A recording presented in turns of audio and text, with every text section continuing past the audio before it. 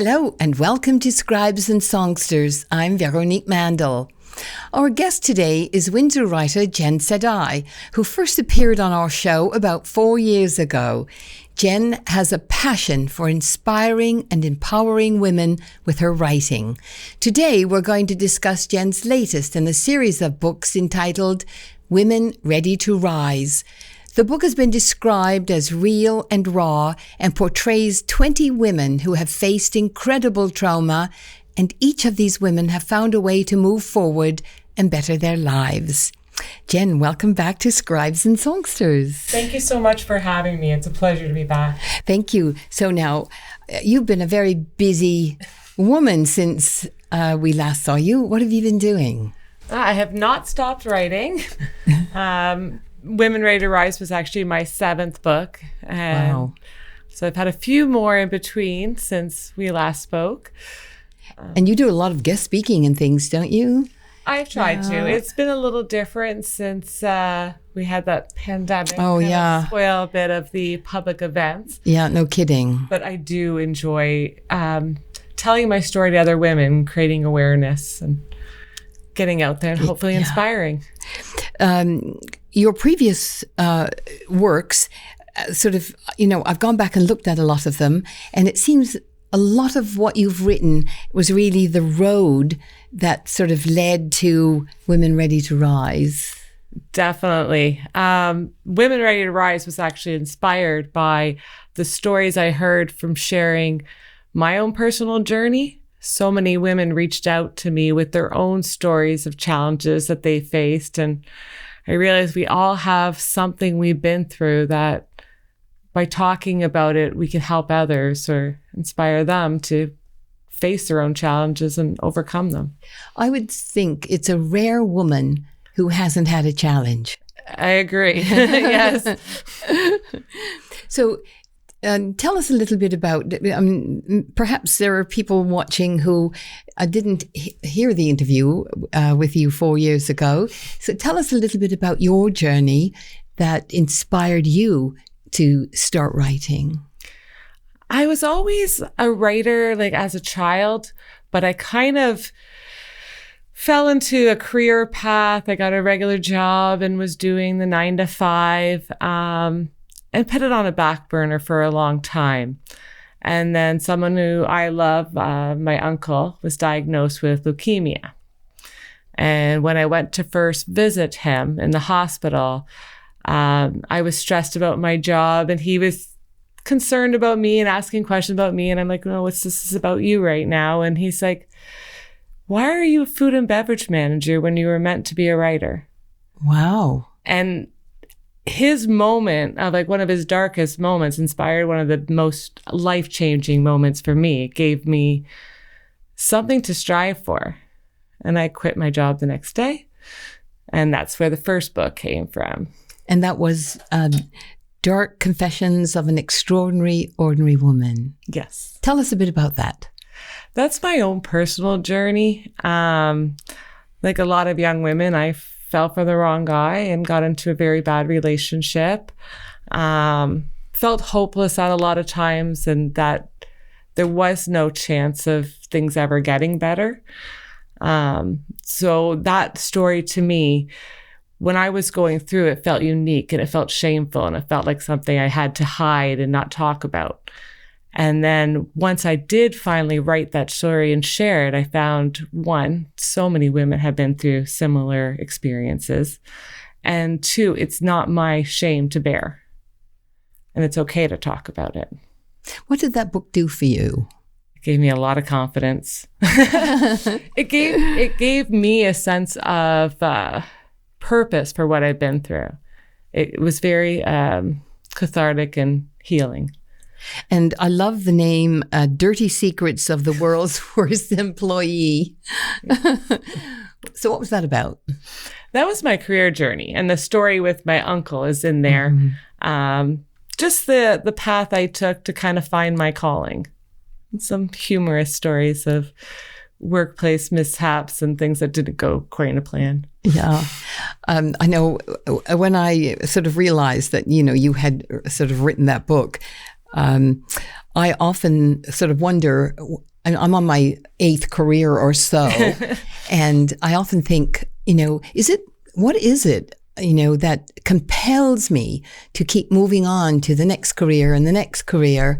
And I meet a lot of friends from each of those careers, and they all stayed. They all have pensions. It's interesting, how you sort of take a journey and what propels you in that journey, isn't it?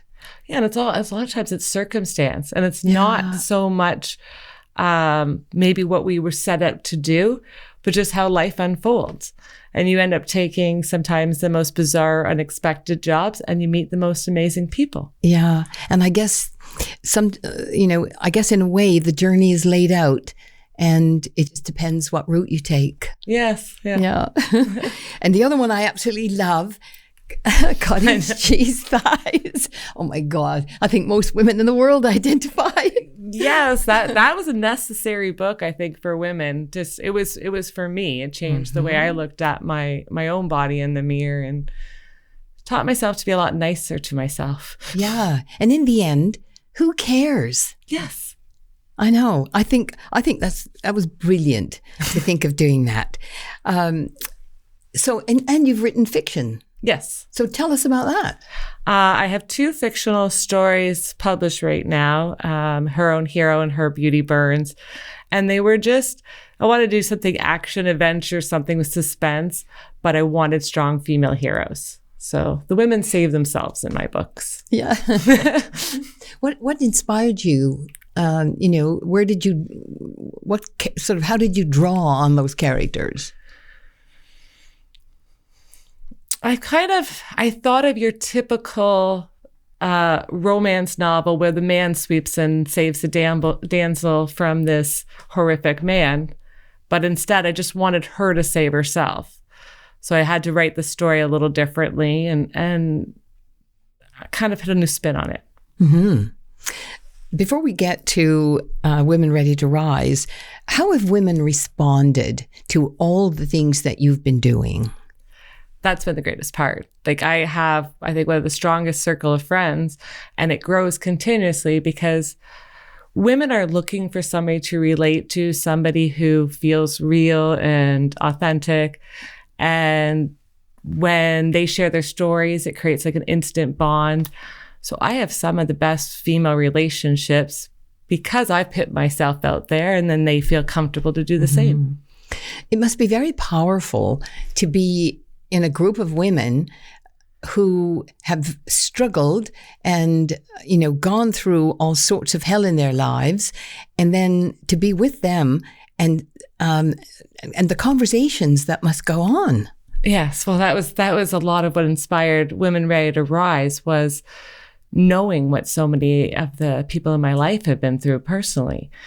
And when you hear of somebody else being able to overcome something difficult, then the next time a friend is going through that, you can this is what helped them, or connect them, or give each other sort of the comfort that they're not alone. And do you find that it's women of all ages? Absolutely. Yes. I think the longer you're here, the more you're going to experience. So I did want to go through a wide range of ages in the book. How common is it to sort of have younger people having these experiences? It is common. I think teenagers, that's a very turbulent time in women's lives, men as well. I tend to focus more on female issues, but men go through it as well, where they're not sure of who they are or where they're headed. So they make a lot of mistakes along the way and learn a lot of tough lessons. Yeah, a lot of tough lessons. Do you ever get men talking to you? I do. I've had, especially for the first book, there was some male survivors who reached out. I've had both. I've had where it's positive and they appreciate what I'm doing. And I've had the opposite where I'm focused too much on women, or why is all your books about women? Because I am one. Yeah. It's rather an odd question, isn't it? Yes. So tell me how you selected those. No, was it 20 or 22 women? It's actually 22. 22. How did you select them? It was different stories. So I was looking for the most unique and the most who turned it around. So somebody who took something like a friend who had fertility issues, who created a group for women with fertility issues. People who turned their struggle into something that helped somebody else with the same type of experiences. So I was looking for those ones who really knocked it out of the park. How did you recruit them? Quite a few were friends. And as I said, from the connections I've made over the last 10 years since my first book came out, I know so many women with backstories, and I just wanted to highlight them all. Are they all sort of local women? Not all. There was actually a few women in the book who I've never met personally. Because of the first book, I've had women reach out to me from all over the world. That's really something, isn't it? It is. It is. So I know there's one who lives in Florida and one from New York and Women Ready to Rise, and one actually from the UK. So. Oh, wow. Who inspired you the most? From the stories in the book? That's a tough one because I have personal relationships with several women in the book, so it's hard to say. My cover designer is in the book, her story, and she's one of my closest friends. That's from the Gracious Grief chapter. She's the one who lost her mother and sister. Since writing that, she's had another tragic loss. What happened? She lost her bridesmaids to brain cancer. Oh my goodness. So just knowing her and everything that she's been through and the fact that she still is trying to put things together and move forward is inspiring. Some women are really quite extraordinary, aren't they? Yeah. You know, and do you find when you meet some of these women that, you sit down and have coffee with them, but they don't present as women who've gone through hell and back? Yes. Oh, I know. There's the one who was in the military, that story from there. To meet her, like you would have no idea everything that she has been through and the experience because she's just this outgoing, energetic, happy person. And tell us her story. She was actually raped in the military. So one of her children is a product of abuse, and she was physically disabled in the military as well, left in a wheelchair.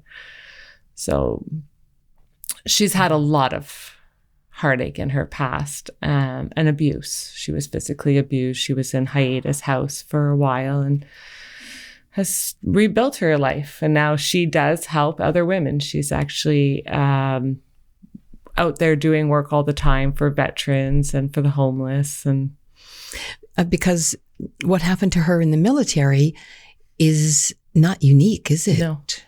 And that was something else because that story in there, I had others reach out to me that I was able to connect with her because she has support groups that she belongs to. So it was nice to be able to give support to somebody else who's got that same experience. Yeah, absolutely. So tell me one who made you cry. They all did. The most. And I can see why you say they all did, because it was really quite something to read. Yes. Well, I think the other woman from the grief chapter who lost her daughter, yes. the baby. Tell people that story. Yes. Sudden infant death syndrome.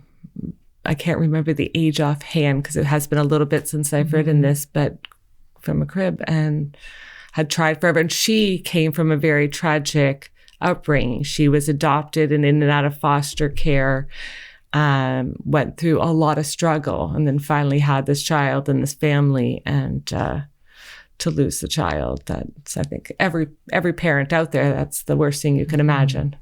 Absolutely it is. And, you wonder how parents get over it. I mean, I suppose they don't really ever get over it. Yes. Yeah.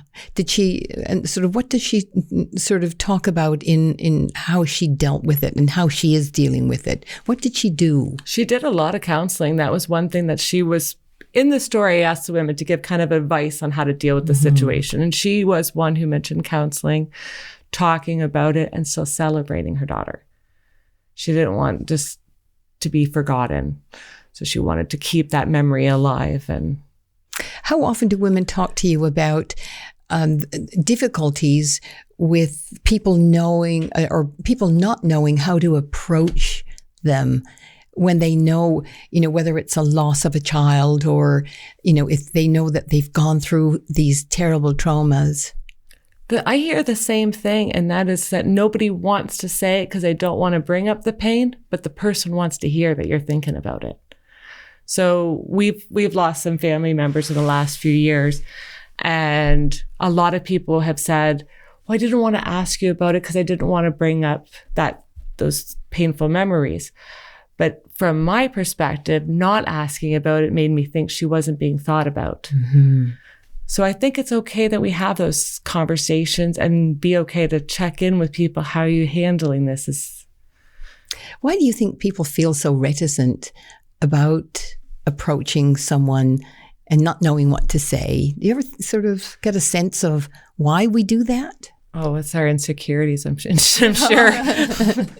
By human nature, we're always afraid to say the wrong thing or to upset someone, especially people we care about. Yeah. But sometimes just saying a little something to open the door for conversation is all they're looking for.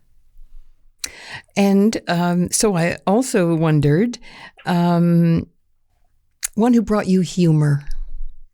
I know Carrie's story. Carrie was one of the best for, she was very good at laughing at herself. So every time things went wrong, she teased herself and made fun of herself throughout some of the struggles she was facing. And I admire that because I do the same technique.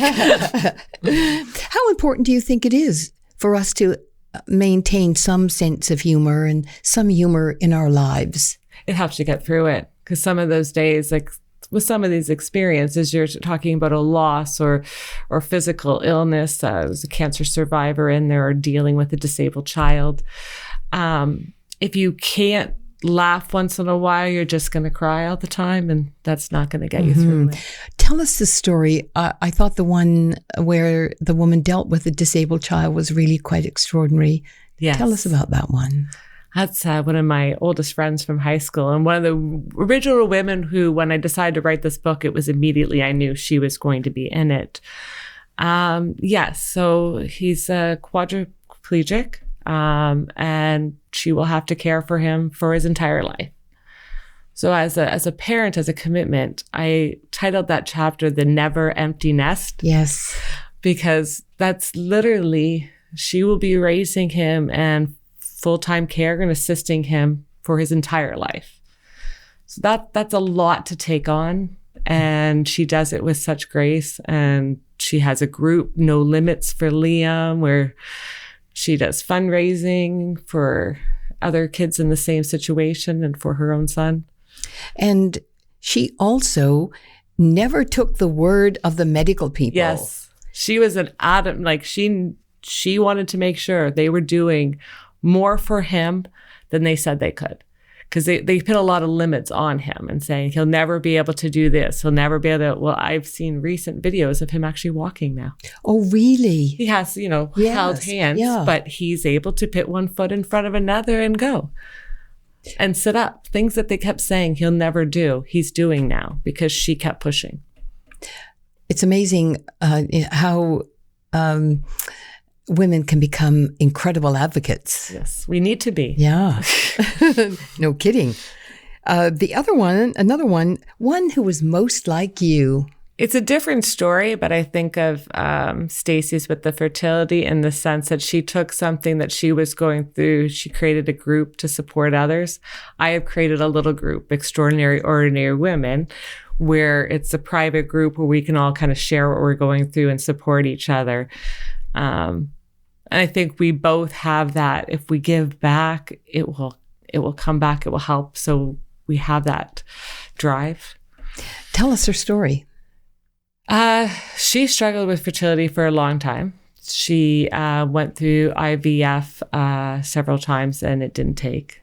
She does now have a daughter, but she pretty much had given up hope. And then she had started this group, Fertility Friends, and it was the first one in the region. Oh, wow.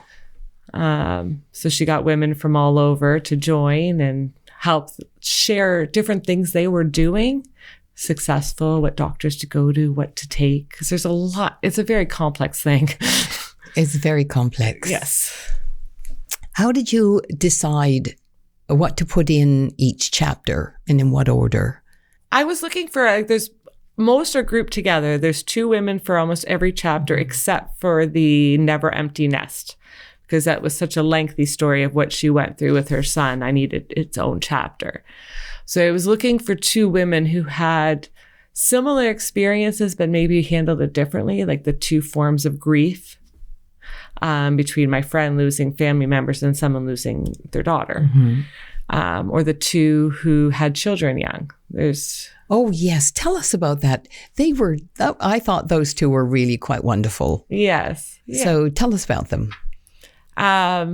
Teenage moms who were thrust into adulthood a lot earlier than expected and rose to the occasion and didn't have the support. Like in the one case, she had lost both of her parents, tragically young, and she had been adopted, but out on her own, and the father wasn't in the picture in either case. So it was going to have this child, and I'm going to do whatever it takes to raise it right.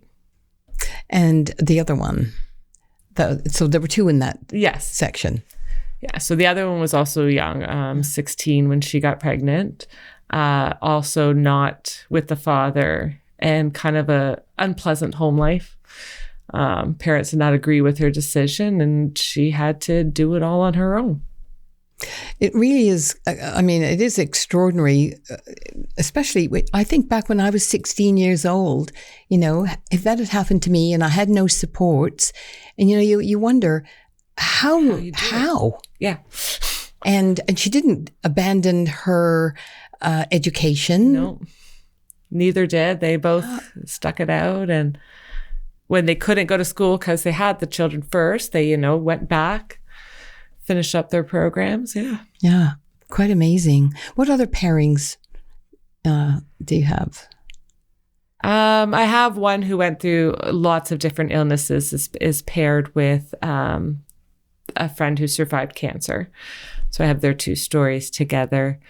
I do have the 2 rape stories together in there, and there's 2 different domestic violence stories together.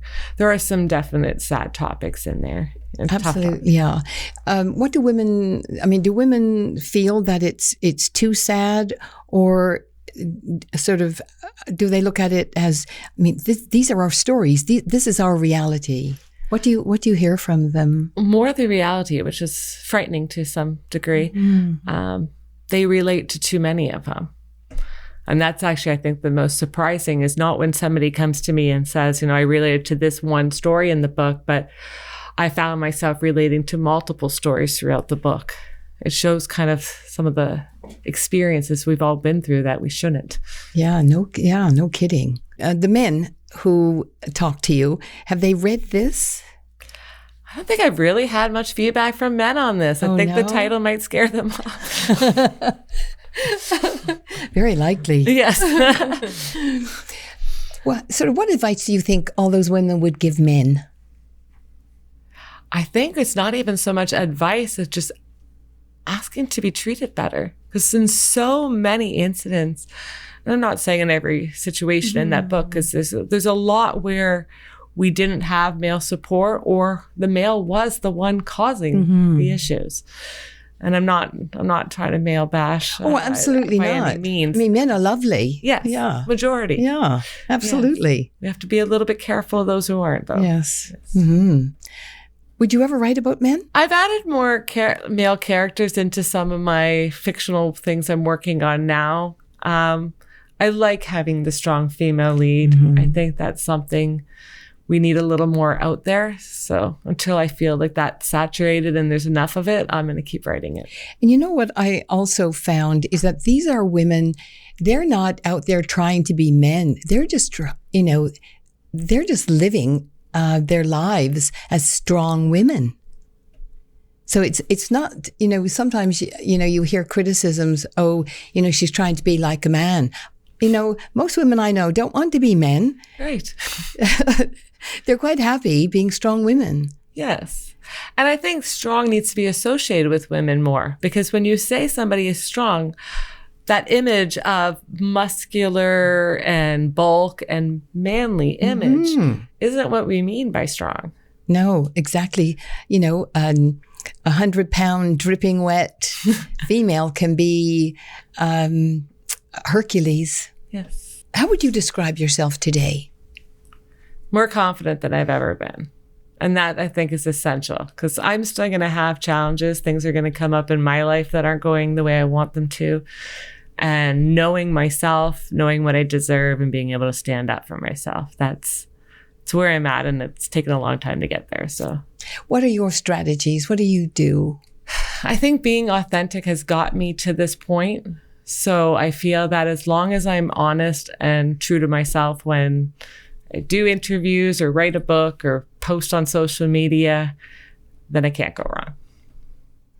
What are you working on now? I've got a few different projects, working out some issues on my 8th book with the publisher. And then I have 2 more in the works. A poetry book called Moods in the Nude, where it's different. That sounds cool. It's poems to express different emotions. And then there is a candid selfie. It's not so much the nudity as revealing both through photography and poetry, capturing a specific mood. Where can people buy your book? Anywhere books are sold online, Amazon, Indigo, and then most of the local retailers in Windsor. Congratulations, and thank you so much for joining me. Thank you so much for having me. This is wonderful. Excellent. Well, I'm sure there'll be many of you who will take inspiration from Jenn's words and her books. And that's it for this edition of Scribes and Songsters. A big thank you to my guest, Jenn Sadai, and to our Scribes and Songsters team, producer Brian Sweet, technical producer and editor Gary Glass. Grateful thanks to Tony Toldo and the Toldo Foundation, and to Neil and Tina Queering for their ongoing support. We certainly appreciate it. Special thanks to you for watching. Hope to see you soon, right back here on Scribes and Songsters. I'm Veronique Mandel. Bye for now.